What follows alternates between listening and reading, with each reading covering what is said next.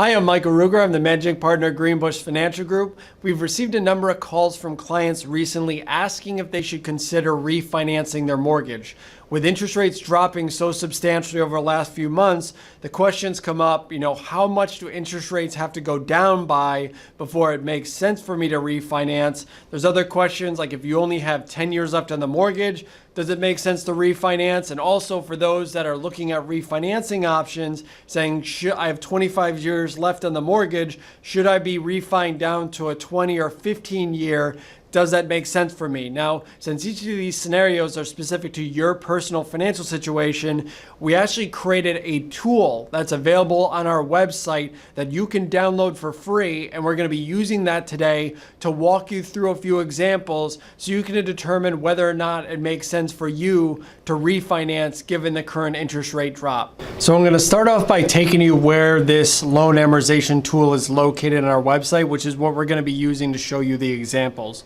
So if you go to greenbushfinancial.com, that's what's going to bring you to our main website here. And you're going to select the blog in the subcategory.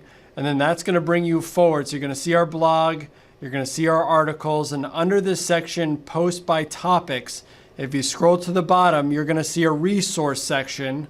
Click on that. And then that is going to bring you, and you're going to see GFG loan amortization calculator, and you click on the link below, and what you'll see is it will start to download the Excel spreadsheet for our loan amortization schedule, and it's going to look just like this when it pops up on your screen. Okay, so I'm going to now use this tool to show you a few examples so you can see who refis work for and who they don't. So in this first example, I'll show you someone. You put the loan amount, so they have $250,000 left on their mortgage. Let's say they have a 4% interest rate on the mortgage. They have 25 years left to pay on the mortgage, 12 payments in a year, and let's say the loan starting today, like we're doing a refi. Over here you see their loan payment, and down here, which is the important part, this is the total interest that this individual would pay on the loan if it was sought out for the duration. So this individual, $250,000 left for another 25 years at 4%, they'd pay $145,000 in interest over that period of time. Now, let's say this individual had the opportunity to pay this down to a 3.5% interest rate at the same duration. The interest actually drops to $125,000. So we went from $145,000 interest down to $125,000.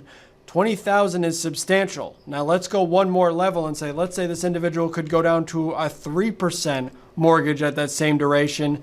Now interest drops down to $105,000. So essentially they're saving $40,000 by making this move. So when we see scenarios like this, a lot of times it does make sense to consider the refi. Now I'm going to show you an example where someone not only refinances, but also drops the duration of their loan so they shave years off their payments. So let's return to the normal, our first were $250,000, 4% with 25 years left on the mortgage. So over here, this is their payment.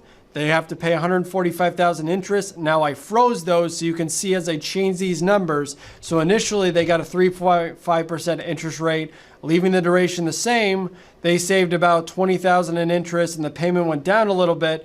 But what if they say, okay, what if I lower this to a 20-year on the refi? So I'm shaving 5 years off the mortgage payments. What does that do? Now you're saving almost $50,000 in interest, and your mortgage payment went up by a little bit over $100,000. But by saving that much more in interest, you say, can I afford that extra $100? If you can, shaving years off the duration might make sense as well. Now, the final example I'm going to show you is someone that only has 10 years left on their mortgage. So let's say they have $80,000 left on the mortgage, 4% interest rate, but now they only have 10 years left. So this individual would only have to pay $17,000 in interest over the duration of their mortgage. But let's say now this individual has the opportunity to drop their interest rate to 3.5%. Now their interest only drops to a little under $15,000. So for this individual, it's going to be tough because closing costs, depending on the state you live in, could be a few $1,000s. So that might not even be enough to cover the interest that you're going to save. And if let's say they could get all the way down to a 3% interest rate with that same 10 years remaining, still only drops it down to about 12,000. So you really have to start to weigh when you get under 10 years whether or not refinancing makes sense or not. I hope this was helpful. If you have any questions, please feel free to reach out to us at moneysmartboard.com. Thank you.